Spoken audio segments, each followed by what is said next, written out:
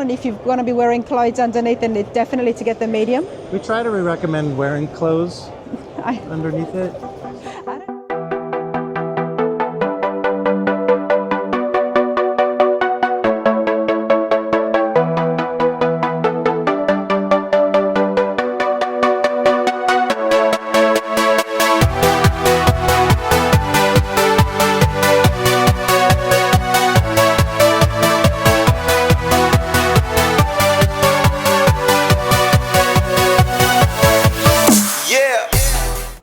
everyone, I have managed to get a hold of Hunter, who's here with me from Miller. Hunter, how's it going? Good, how are you? Good, how are you enjoying yourself? Oh, I'm having a great time here at PRI. This is my first time. I was just telling everyone at home. Tell me a little bit in your experience, how long have you been coming to PRI for? So this is my first year here at PRI. It's the blind leading the blind, everybody. All right, Miller Welding. I have been absolutely fascinated working on my first restoration. Tell us a little bit about Miller and some of the different machines you've got here. So, you want to come over this way? Yep. We have our Multimatic 220 AC/DC machine. This is great because it's an all-in-one. You can do every process on this. We have a nice feature called Quick Tech. It allows you to switch between MIG and TIG with the press of a foot pedal or to pull the trigger. So that's pretty cool technology. That is pretty cool because so many shops, and including mine at home, is you have different machines and you're always moving around when you are changing. Yep, so what's nice with this is you can put it on the cart. We have a dual rack cylinder cart, so you got both your gas bottles. Small, doesn't take up a lot of space. You can wheel it around, very portable. The difference between TIG and MIG, so totally different processes. One is going to be a wire feed process, so MIG, it's going to use a gun. And then with TIG, you're going to have a foot pedal and you're going to add filler manually. So when it comes to the application, where would you use which one? So it kind of depends on what you're welding or what you're fabricating. Like here at PRI, a lot of these chromoly roll cages, they're being TIG welded together. Whereas, you know, a steel frame, you might MIG weld. Yeah. My understanding has always been that with the TIG, you get a really nicer looking welds. Yeah, it is a very clean looking weld. It is. And it's also very difficult as well. Yeah, it can be more challenging. Now you do have some machines set up. Can we see a demonstration on the different types so people at home can have a look? Yeah, we can do that. Let's do that. Okay. Hopefully some tips for first-time welders and people at home experimenting on what they should do, what they should look out for. And I'm guessing the number one thing right now is getting the right gear on. Yep. PPE is always very important. And if you have welded at home like I have, you would know that those burns do hurt. So what we're going to do here is we're just going to run a T-joint. What is a T-joint?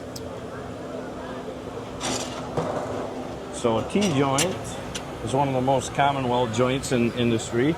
So I'm going to do a few tacks here, and then I'm just going to push my MIG gun along. One of the things that I enjoy the most when I do come here to the actual professionals behind these machines is I learned the correct terminology. So I have done that, so it's called a T-joint. Yep. All right.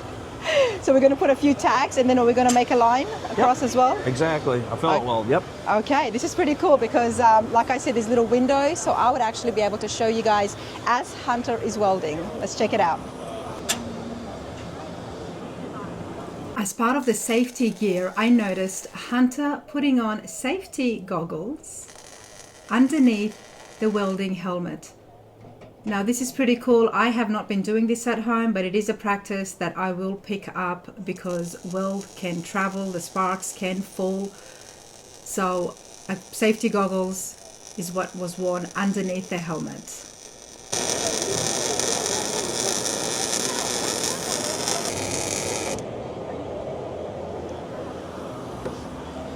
One of the things that I was noticing, wow, look at that everyone, first of all, that is beautiful. I don't know how you guys feel at home, but I do love weld, and I do love it when I see it like this. And this is not even TIG. Nope. This is MIG. Short circuit transfer. And as I was watching through the window, we could actually see the heat come through to the other side. And I guess that's how you know when it's a good weld, when it's penetrated that metal. Yep, yep. So you want to get penetration into the root of the weld to guarantee that it's a sound weld. Because sometimes you can still, and one of my first things was I could still hear the sound, and I felt like it's doing its job, but it was not penetrating enough. Yeah. So one thing that we do. This is an auto set point, our 1/8 inch auto set point. So what we do is we cut and etch all of our auto set points just to ensure that there is proper penetration. Okay. And you said it's a short circuit weld? Yep. What does that mean? The transfer is a short circuit. So there's different transfer modes in MIG welding. This is a very common transfer mode, so that's what we're showing here today. Now I do like this, but TIG is very difficult. It can be challenging at times, yes. Tell me a little bit about yourself, Hunter. How long have you been welding for?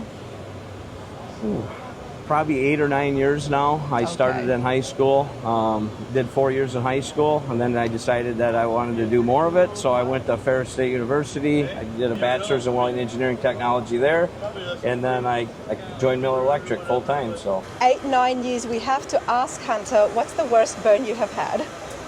So I've been pretty fortunate. I have burned my hands a few times grabbing a hot piece, just not paying attention. But You've had no actual weld on you? Weld burns? Not too bad. A couple sparks down the neck every now and then, but other than that, I've been pretty fortunate. I can't say the same. Oh, that's pretty cool. I do love it, but I want to get some tips from you and see how you do TIG. Okay. I'm very intrigued by that, everybody. And then I want to have a go too. You guys got some pretty cool suits and helmets I want to try out. That'd be awesome. Let's go do it. Okay, so before I pick Hunter's brain about TIG welding, everybody, let's take a closer look at the machine you were just using. Yep, so this is our new 211 Pro. It just launched a few months ago. So I don't know how many of you know about the old 211, but some of the new upgrades are the LCD display screen. We added 5 feet to our work cable and our gun, so it's now a 15-foot setup instead of a 10-foot setup. It is USB upgradable for future software updates and things like that. USB operatable? Yep. Okay. So any updates in the future that we come out with, it's always free. You can plug it right into the unit on the inside of the door and update your machine.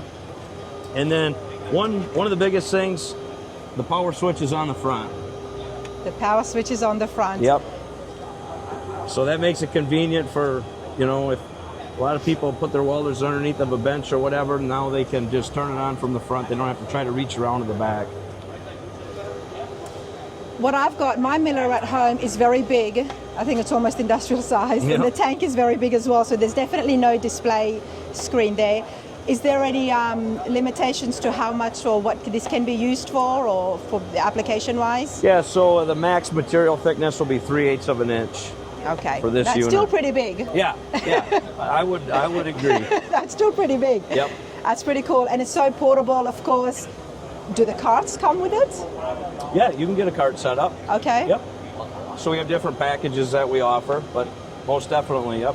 And what is the price of here, starting price? On the 211 Pro, $1,550. $1,550, everyone. Nice. I do like it. It's very compact. Yeah, I really like this machine. I mean, I've spent a lot of time with it doing development, but... Talk about some of how it functions. So the UI is, we try to make it simple for the end user. So you can select your process. So you have MIG and flux core, and then within the MIG programs you have Skill C25, C100, C10, so those are your different gases. Stainless, and then our aluminum. Wow. And then for flux core, we run a self-shielded flux core. So depending on what process that you want to be in, you just click it. It throws in that process. You select your wire diameter, 024 to 035. And then you can select your material thickness. So for this particular process, steel C25030, we range from 24 gauge up to 3/8 of an inch. And then now you're in the auto set. Some people don't like to run an auto set, so we tried to make that as simple too. Just click the button, and now you're on auto set, and you have the full range Okay, for yep. voltage and wire feed speed. So that's what I've been using because we've got a with those old ones, and I think there might be a lot of you at home who's using the old system as well, especially the ones inside the garages. Okay, we're not so high tech with the machines, but we've got that whole chart on your measurement of the wire and to the gauge of the steel. Yep. And then you've got to tune it, turn it around, the dial. But this is so cool. It's all on display for you, and I do love it. I do like technology, everybody. And the other thing that we did within AutoSet is we actually, there's a range in here. So it does allow you some fine-tune adjustment depending on what part you may be welding for both voltage and wire feed speed. We didn't want to just lock you into one point, so there is some adjustment. Oh, that's pretty cool. That is super cool. Yeah, $1,550. It's $1,500. Yes. So let's move over to Tig, and before we have a play, the machine, how much more different is it to what we were just looking at? So they're very similar. All the MIG programs are identical, but we added stick and TIG capability. You can do MIG, TIG, and stick. Okay. It is a DC TIG only, so you can't TIG weld aluminum with this unit. Okay. That's kind of that's the difference between the 215 Pro and the 220. That's the number one question that I ask people. You need to be able to TIG weld aluminum or not? Right. You know. And when it comes to TIG and stick, what's the difference? Between TIG and stick? Yeah. Oh, there's a major difference. So stick welding uses an electrode. It's very slow. It's very dirty. TIG welding is a precise weld. I've never seen stick. Oh, you haven't? Yes. Well, we could show you that too. Yes, please. And you said it gets a lot more messier. How does that happen? It's just the way that the metal burns off. You're like a 70-18 electrode. You're burning off an 1/8-inch piece of steel, and it just spatter and it. Oh, I definitely want to see that. Yeah. Okay. Yeah, we can show you that. Let's do that. I absolutely love this because I get so much questions answered, and I get so much more clarification on some of the stuff that I've been messing around with inside the shop with Kent, who's absolutely awesome and is very patient with me. But then I come here and I can hassle you guys, you know, because that's what you're here for. We're here at PRI, everybody, at the booth, get all of your questions answered, and I'm just the YouTuber who's not afraid to ask all the dumb questions. He's going to do this is TIG, so he's going to, he's going to run a lap joint here.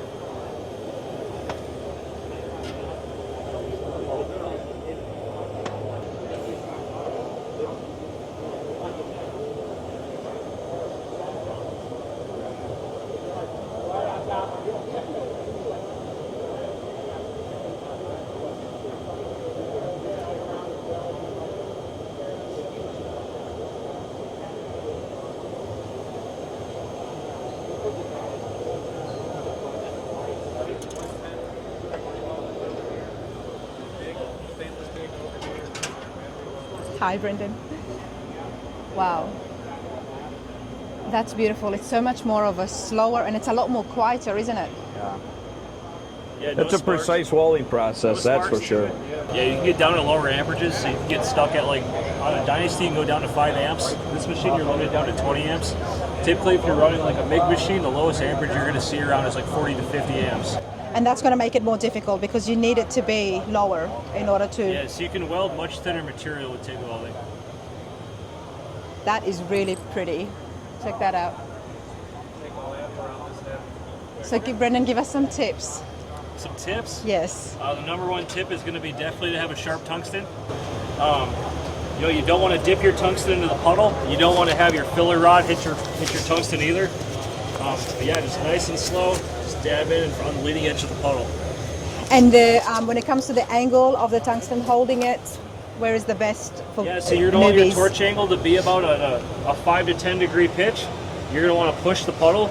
And then you want your filler rod to be at about a 90 degree angle from your tungsten to the puddle. So you have like a 90 degree angle here. And that's about how you want to carry it down the plate. And right now what you're doing is very fast to when you were actually welding. Yeah, when I was welding, I was probably going about this fast.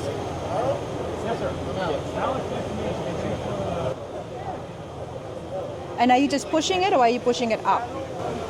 You kind of want to keep your filler rod out of the puddle so it doesn't prematurely melt and heat up early.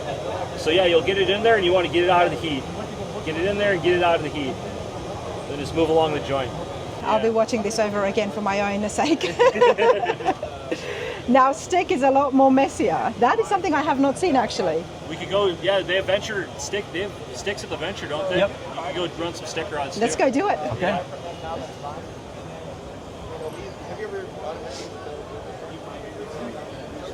Let me know your thoughts, everybody at home. What machine are you using and your experience with the Miller products?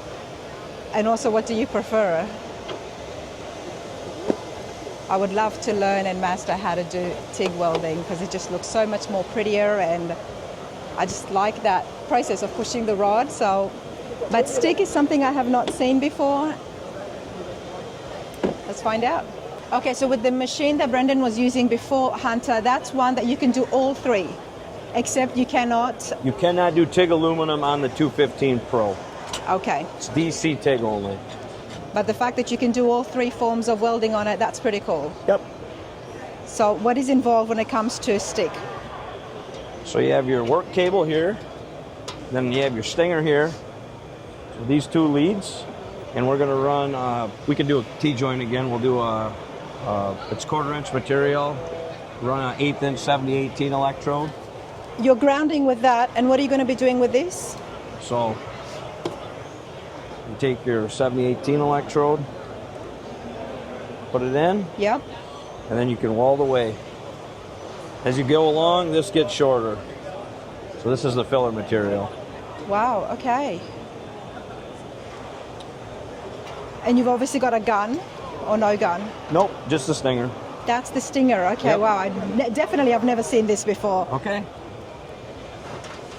Well, for you in the auto body world, you're probably not going to do much stick welding, I wouldn't imagine. Maybe that's why I haven't heard about it.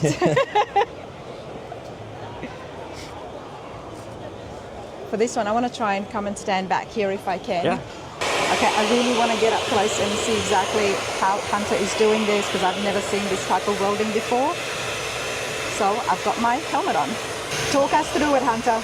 I'm going to bring the stick electrode in on a 45-degree angle with a slight drag angle. And I'm just going to drag it along the joint.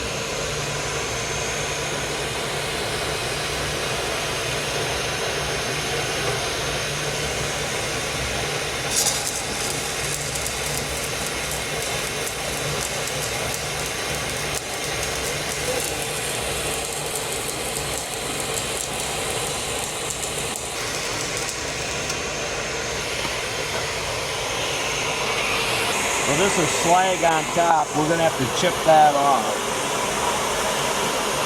How would you chip it off? Chipping hammer. And then just watch yourself because it's going to be a little hot. I don't want it to... Yep.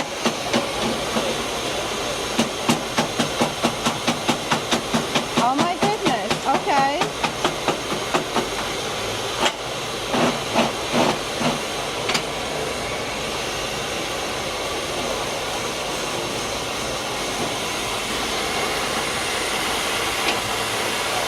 And then there it is. It looks like a normal weld again. So where do people use stick for? What do they use it for? A lot of structural stuff, and in the like pipe industry, they do a lot of stick welding on pipe. I definitely want to try that. Yeah, totally do that. All right, I think what we need to do is get some gear on for me, and we can have a look at some of your latest gear as well, because I think you've got some stuff for ladies. Yes, we do. Okay, let's go.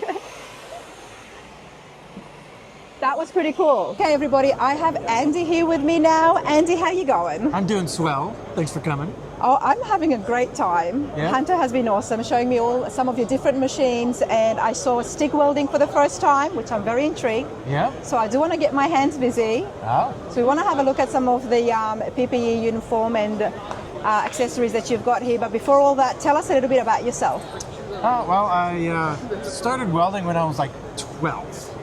My dad had a welding business. Okay. Yeah, and I thought I knew better, and I didn't want to take over the family business, so I joined the Army to get money to go to school, and darned if I didn't get a job at a welding company.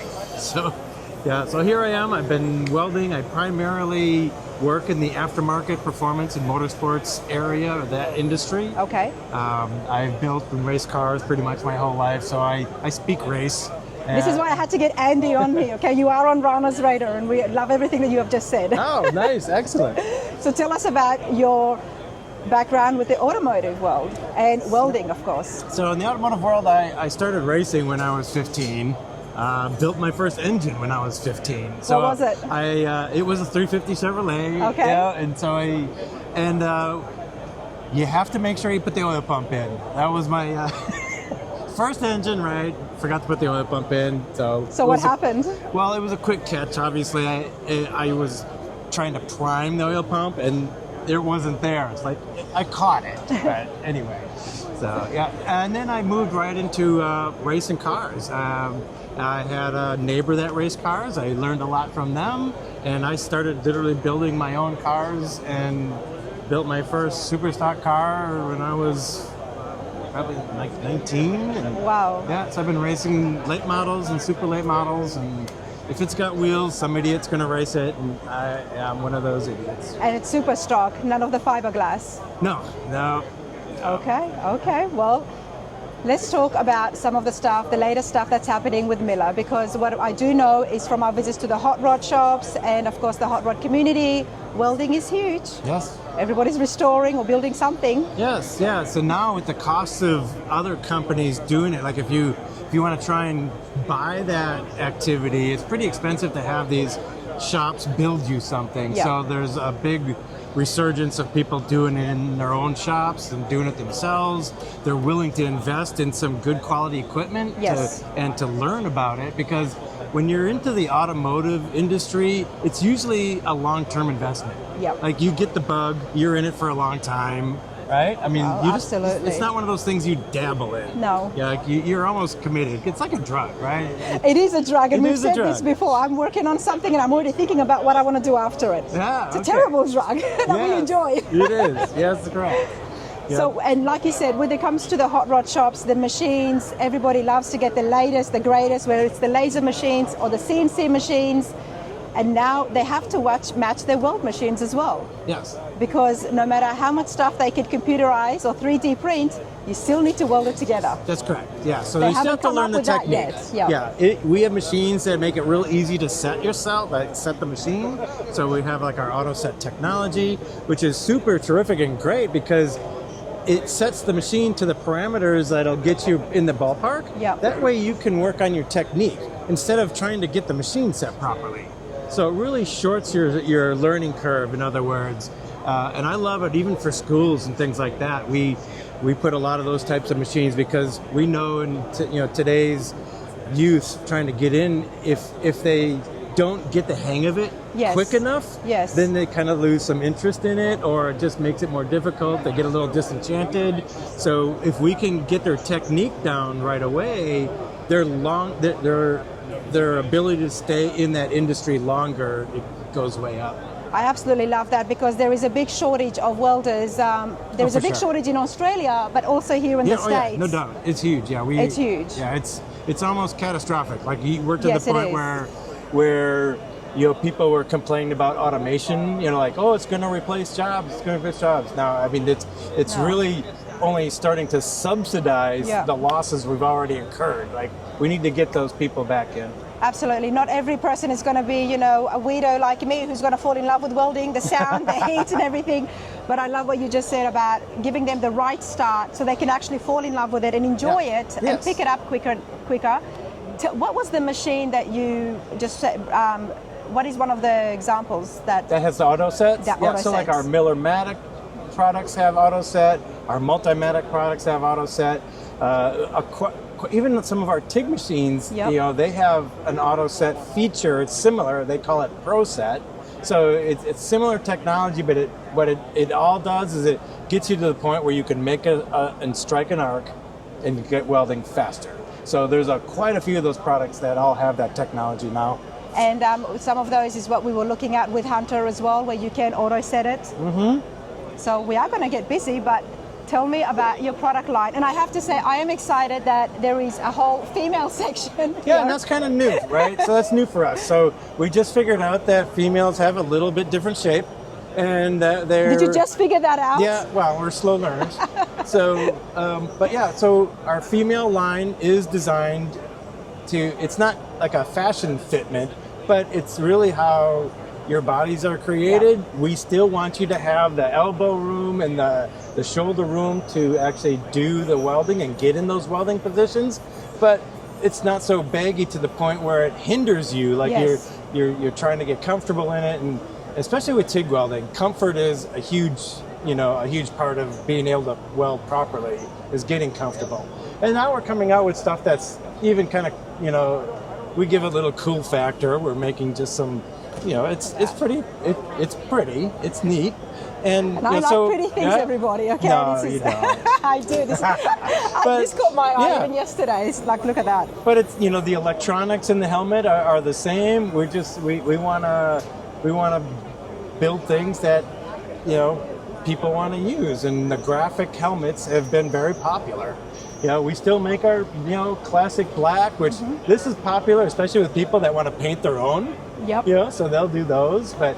We have a number of different styles of electronic helmets. They're different levels. One of my favorites is the Digital Elite.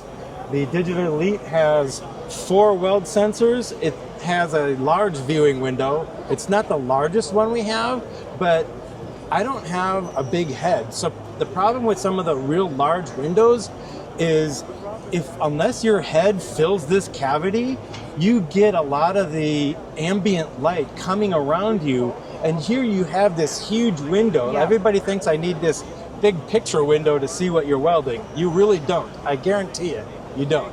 Because sometimes when you put that big window in there, it catches light from behind you and it reflects, and it's really distracting, and it actually makes it harder to see what you're welding. So my advice there is pick a lens that is big enough to see your weld area, but not too big where it can become an internal distraction.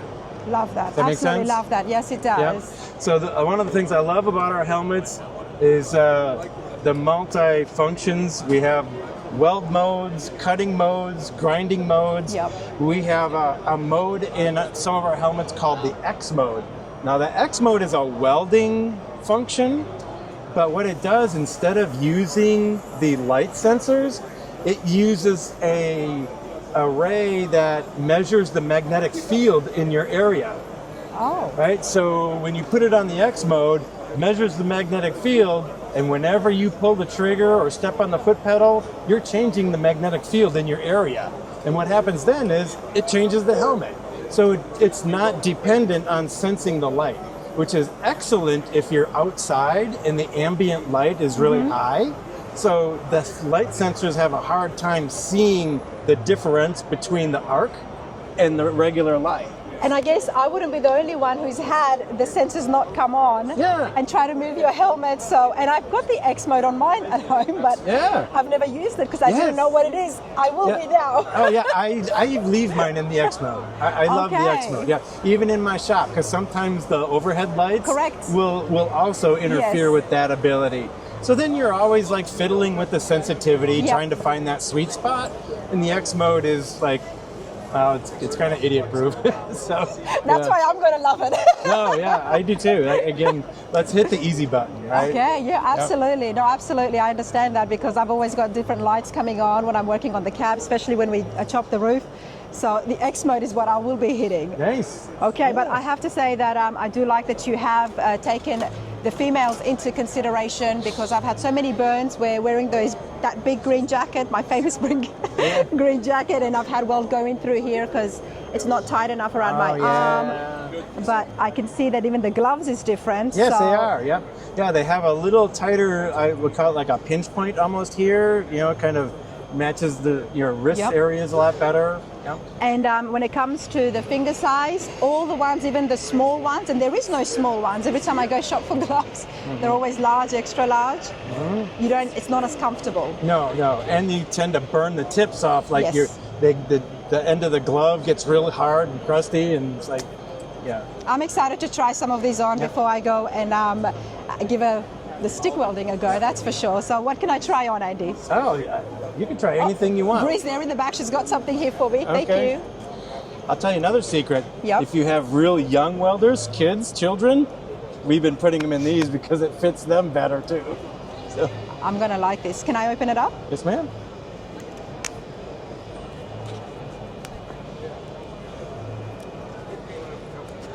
Wow. Where's your tips? Right where they're Tips. supposed to be. That's pretty cool. And I love this part here where it's just so firm and comfortable around the wrist. So I don't think I'll be getting any burns with this, that's for sure.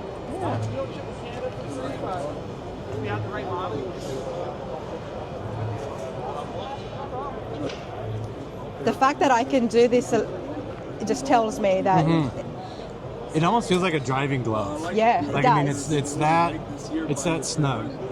That's perfect. Let's try this jacket on. This is one of our classic design jackets. It's more of a cloth style. We've got combo jackets where they're partially leather, partially cloth. One of my favorites is called the Weldex jacket. Uses a Carbonex thread. That is the most fireproof jacket like that we make. Okay. You could literally pour molten aluminum on the jacket; it won't burn through. It's incredible. Do you have that here as well? Yeah, but not in a women's cut yet. No, but we can still show it because most of my viewers are all men at home. Yeah, there you go. Yeah. So this is the Weldex jacket. So this jacket, this material here, this is more like the same material you have on right there. So, but the rest of this is highly flame resistant. Like I say, I don't smoke, but if I had a lighter, I could sit here, I would run out of gas and you wouldn't be able to burn through this. It does not burn. It's crazy. Matter of fact, this same type of material, they make undergarments for professional racing. They'll make out of this It's the like same Carbonex material. fiber, right? And that increases the flame retardant of the fire suit, Yeah. like 10 times. It's Wow. crazy. Yeah, just that material. And it's lightweight. It's almost the same weight as the jacket you're carrying right now, but compared to the one that is partially leather, Oh, this is heavier. yeah, for sure. It's much heavier. So this is again more comfortable, more durable. One of the things that we've noticed so much is that a lot of the shops, the hot rod shops, everybody's making their own chassis or their own parts, and often they do have one dedicated person who's doing nothing but welding all day. They have to be comfortable. Yeah. Keep for your sure. employees comfortable, everybody. Yeah. So And this- even heat dissipation. You don't want Yeah. the heat in you, but also you're sweating. Yeah. This is a lot more comfortable to wear than the leathers. As far as breathability. this is pretty cool. All right. But this is, so Yeah, the that's size, what you like. So when Yeah. you get into that position where you don't want to be tight in the back, where Yeah. it's like restricting, especially if you're TIG welding, because you're using both hands. Ooh. this is very comfortable, everybody. It's very movable as well. So So For you tiny is that girls. size, that medium, is that like what you would buy like other clothes in? I mean, if No, you I would- compare, I would get small, but because I'm Okay. wearing clothes underneath this and when Yes. I'm welding, I do Okay. have other clothes All right, underneath yeah. it. I Medium was would be just better. curious, like how it's sized out. I would recommend that if you are a small and if you're going to be wearing clothes underneath, then it's definitely to get the medium. We try to recommend wearing clothes I underneath it. don't know, man. I don't know what else happens in this welding world. No, it's pretty cool. This is pretty cool. So I like it. Huh? I like it. It's a lot Excellent. better than the big green jacket that I've been wearing. So Sweet. let's do So some you welds. want to try and get it dirty? I won't get it dirty, but I want to try some welding. Okay. Let's do some welding. Super. We're going to be using an 1/8 inch electrode, and you set the machine's amperage. It's kind of a rule of thumb, I would say, like based on the size of the electrode and the material you're welding. So this is an 1/8 inch electrode. We're going to run that about anywhere from 100 to 125 amps. Okay. So kind of an average ballpark is if you're working with some of the material thickness, like on your MIG machines and TIG machines, it usually takes about 1 amp per thousandths of material thickness. Okay. So if you want to like get in the ballpark Yep. and say, okay, how much power do I need to weld this? I'm gonna TIG weld this steel. It's 1/8 inch. Okay, 1/8 inch is 0.125. So 125 amps will kind of get you in the ballpark. I like and that. you can kind of fine tune it from there. Yeah. Does that make sense? It does make sense, Okay. absolutely. Excellent. So you know what I'm going to do is I'm going to put a jacket on too because stick does have a tendency to spatter. Yep. So We did see Hunter do some before, so I'm intrigued. And like I said, I've you never did? done it. Yeah. Okay. All right. But I had never done it, so I do want to give it a go. And this is what PRI is about, isn't it? Yes, ma'am. We try to get people behind it, not just to learn about the process, but how easy our products are to set up. And you know, I feel like it's like buying a pair of shoes. You know, I cannot go to a store or buy a pair of shoes without trying it on. Oh, yeah, absolutely. You know, it's just. You and I have that in common. But I'll bet you your shoe collection is a lot more. I do like my than shoes, but mine. I'm really enjoying the welding process. And like I've said it before on the channel, I am a visual person. I learn by watching, and even better than that, if I can have a go, it's a lot better than just reading and watching other people do it. Yeah. So the stick welding is not necessarily, I would call, a precision process. You know, unlike TIG, right? Yeah. Like, so this build you're working on now, you're not going to TIG weld really anything on that vehicle, right? But you might have a trailer or something like that, you know, it has maybe a little bit more surface contamination, you know, or a little bit more rust.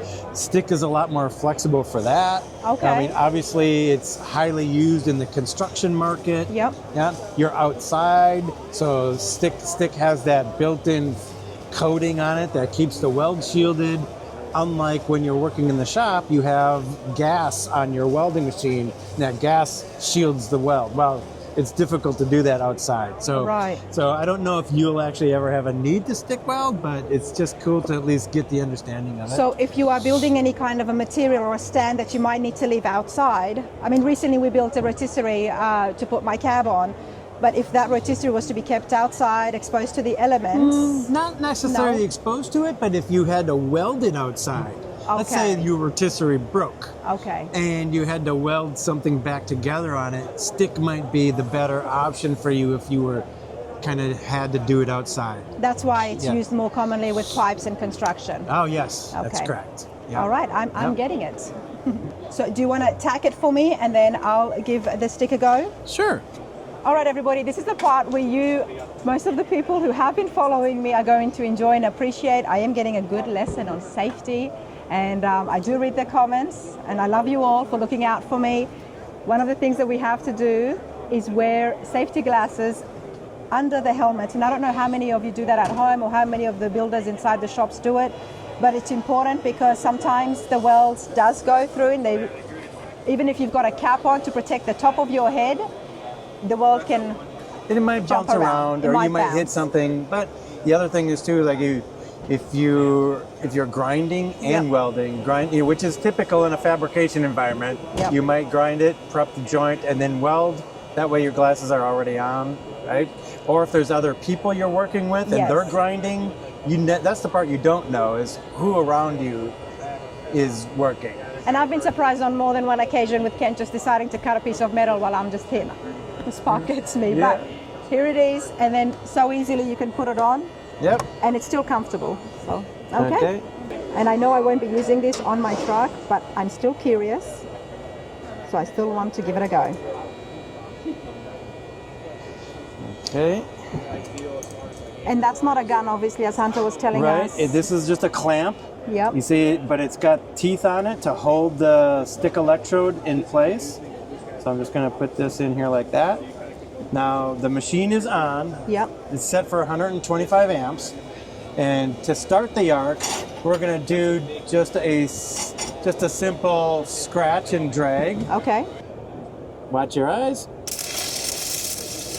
See how easy that started? Yeah. I'm going to do this side. So just like striking a match. Yeah. Okay. Now when I go to weld, I'm gonna I'm going to be kind of at this angle, and you're just kind of dragging it. You're just consuming the electrode, right? So the stick electrode is going to be eaten up, and you're just kind of letting it follow with it. But you are moving it. You're really not moving it like you are like a MIG welder. You're not pulling it along. You're just kind of letting it consume itself. Okay. So, do you want me to kind of show you what I mean? Yep. So, I'm going to start the electrode.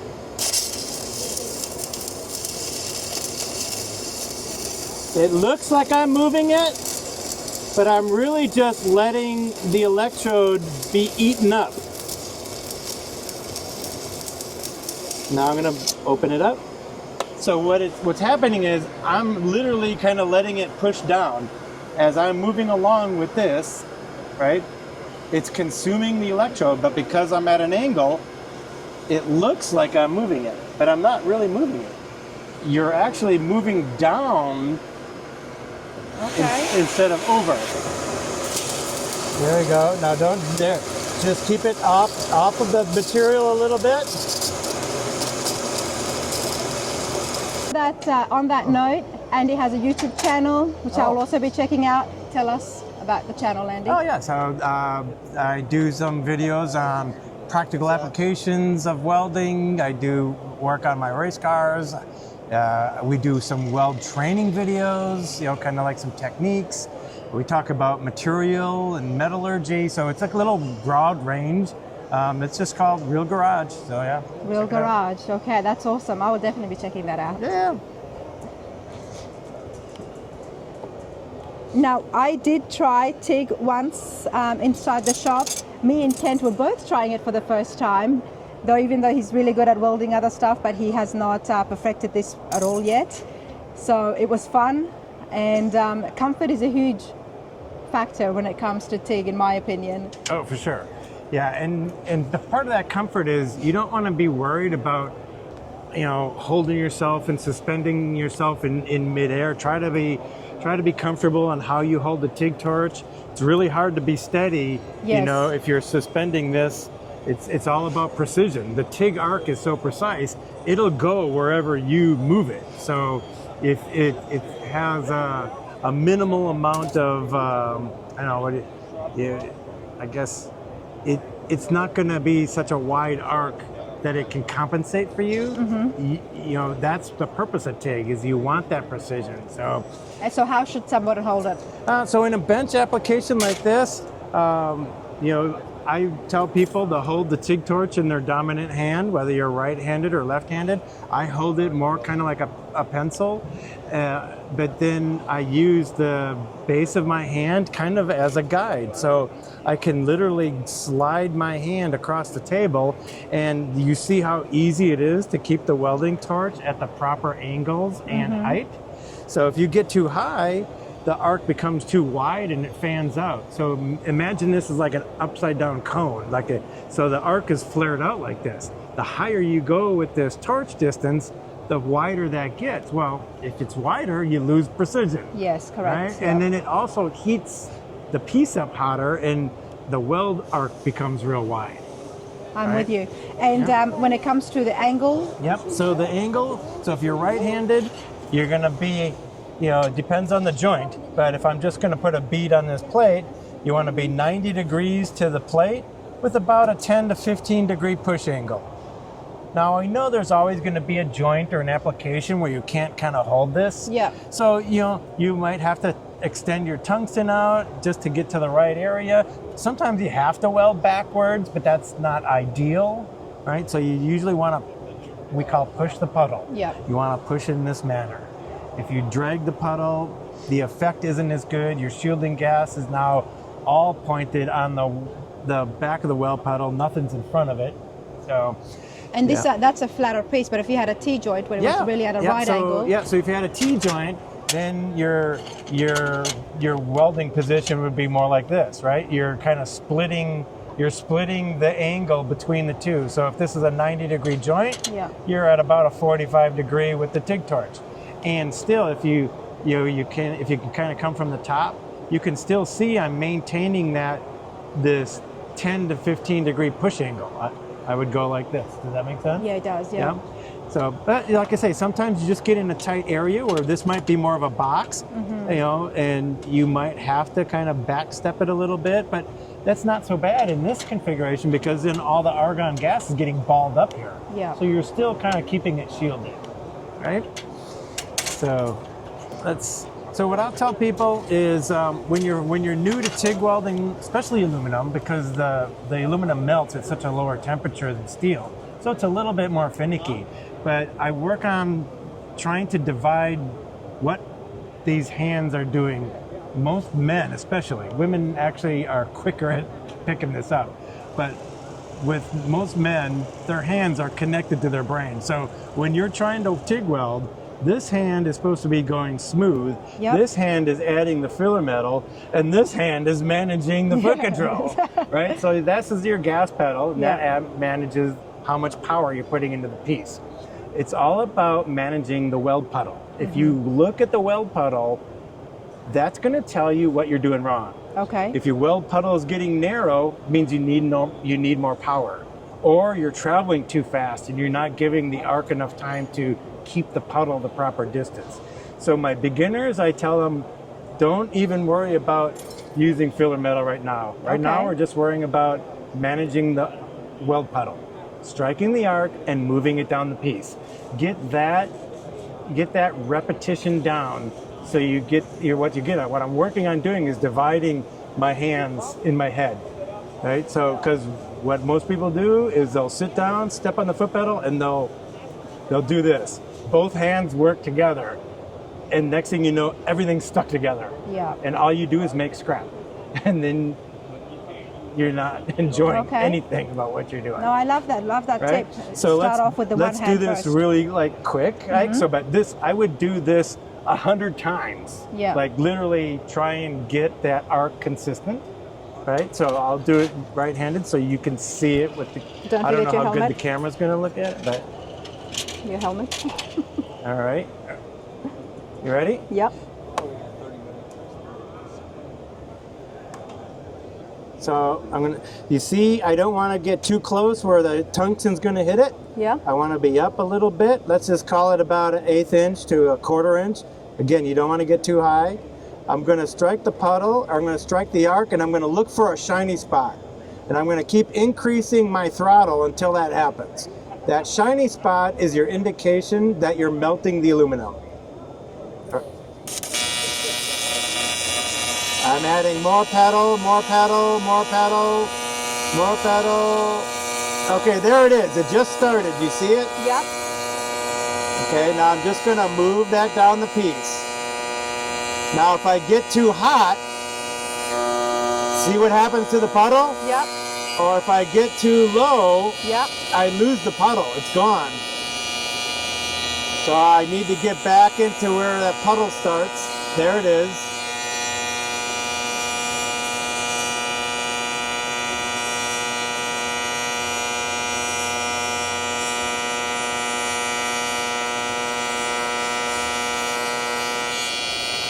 And I'm easing up. So now I can look and see what I did wrong.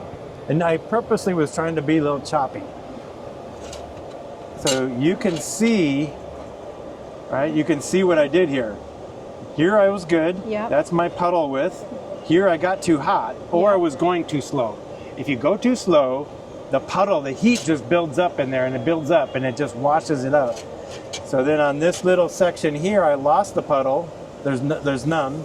Because you got up too high? Yep, no, this is too hot. Too high. Or it got too high. Yep. Yep. So, but here I actually didn't have the pedal pressed down far enough. Mm-hmm. So it looks like when you're looking at it through the helmet, there's a real fine point as to where that puddle starts, because the material is silver and shiny, and your weld puddle is silver and shiny. Yeah. Right. So it's just a little bit shinier. So really managing the weld puddle is the hardest thing with working with aluminum. And once you get that exercise where you can be consistent that whole way. And when you started off, you waited there for a few seconds until you got the right puddle. You don't want, exactly, yep. So I'll do it again starting on this side. And here's a tip though, if you're ever gonna start doing this, get a bunch of these pieces. If you weld on this thing more than like twice, it's gonna be so hot that the puddle is just going to start washing away, and you're not learning anything because every time you weld on it, it's doing something different.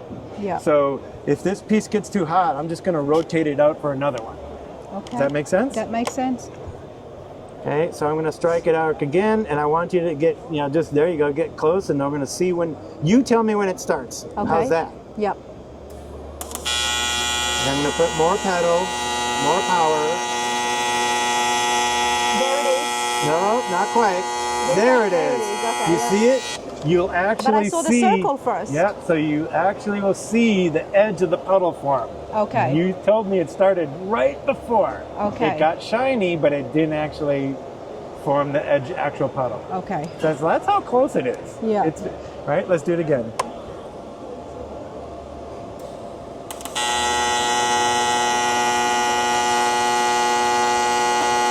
There it is. There it is, yep. Right, see it?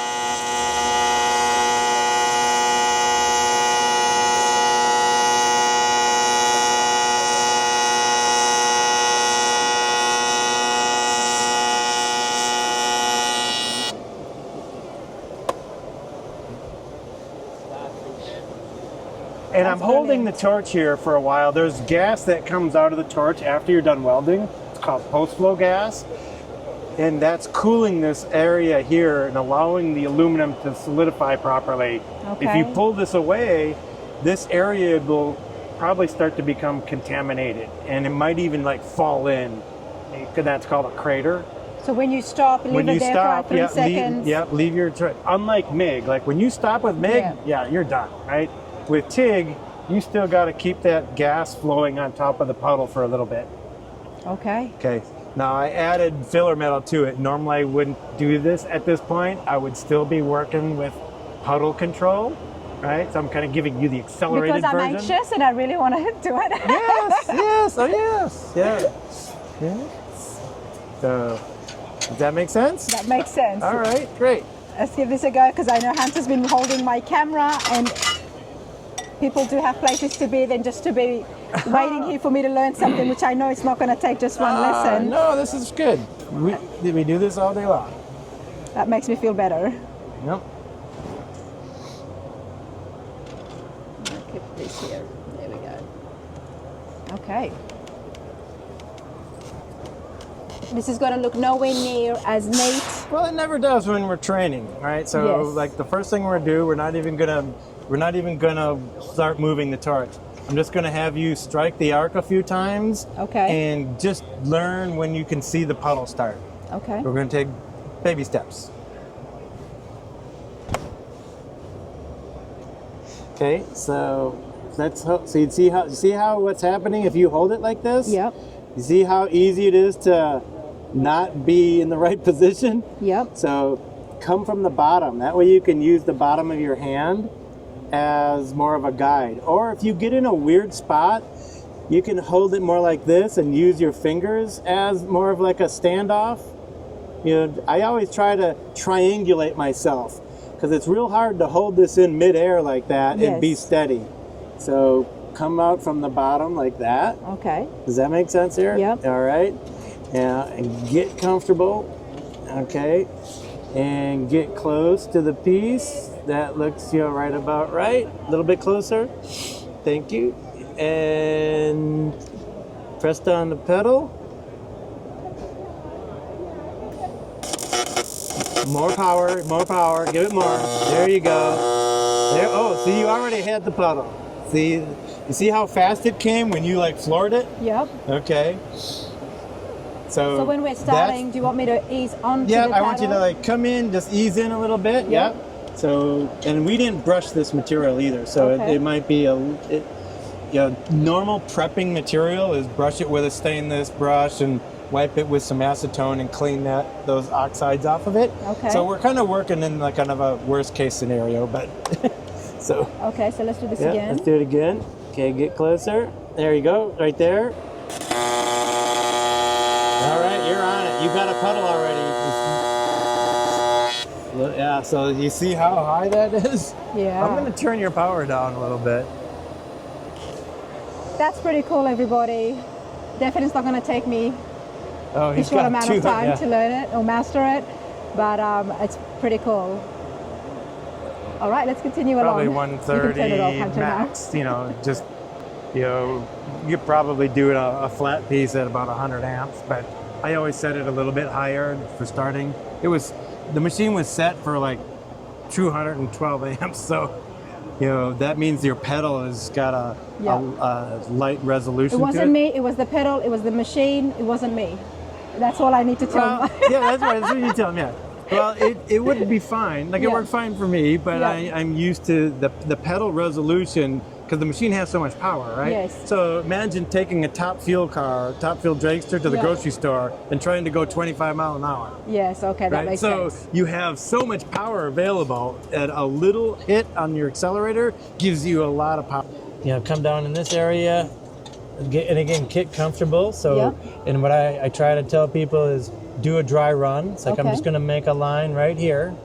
Right? So we're going to start it, get the pedal started, and then we're going to start moving. And once it's moving, afterwards, then start filling it off. Yep, exactly. And I Okay. will help you add this for like a No, a second. that makes me nervous. Like even before when you were holding my hand, it just, you do Okay. that, then I lose all control. Oh, I didn't know I had that effect. It doesn't work for me at home, unfortunately. No, you do that, and it's like, okay, now I don't know what to do or who's taking control. So I will keep control of the tools, Andy. I'm going to press and start my puddle first, Okay. and then I'm going to move it half an inch, and then I'll start filling it. Okay. Is that a good game plan? Yeah, or you can just once you see that shiny spot happen, you can even add the filler metal right Before there. moving it, okay. Yep, before moving it. You know, I was telling Andy that I could literally stay here at this booth all day long, And you'd be welcome. and I would be welcome. And then you guys at home would not be getting any other content from PRI this year in Indianapolis 2025. Andy, I have appreciated you so much today. And Thanks. Hunter as well. And the whole team here at Miller, super friendly folk. Yes. You've got some Yep. great machines. We're family people.